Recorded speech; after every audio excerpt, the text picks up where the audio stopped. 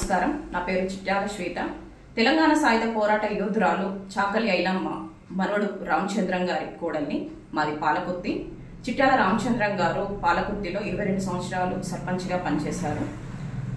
సోమవారం సాయంత్రం సట్ల అంజలి అనే మా రజక జాతి ఆడపడుచు హత్యకు గురి కాబడింది. ఆమె చాలా కార్యక్రమాల్లో కళాకారిణిగా పాల్గొన్న సందర్భాలు ఉన్నవి. ఆమె ఈరోజు మా మధ్య లేకపోవడం చాలా బాధాకరము. అయితే ఈ విషయంలో చాలా మంది ప్రింట్ మీడియా, ఎలక్ట్రానిక్ మీడియా, అలాగే సోషల్ మీడియాలో ఒక దుష్ప్రచారం వస్తుంది. ఆమె చాకలి ఐలమ్మ ముని మనవరాలు అని. దయచేసి చెప్తున్నా, సట్ల అంజలి గారికి మాకు ఎటువంటి సంబంధము లేదు.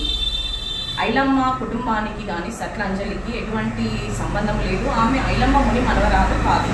దయచేసి ప్రతి ఒక్కరు ఈ విషయాన్ని సోషల్ మీడియాలో వచ్చిన దాన్ని ఫార్వర్డ్ చేసుకుంటూ కామెంట్స్లలో అంత గొప్ప యోధురాలు కడుపున కుటుంబంలో పుట్టిన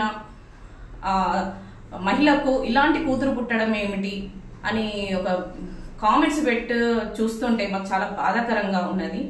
దయచేసి చెప్తున్నా, ఐలమ్మ గారికి సట్లంజలికి ఎటువంటి సంబంధము లేదు.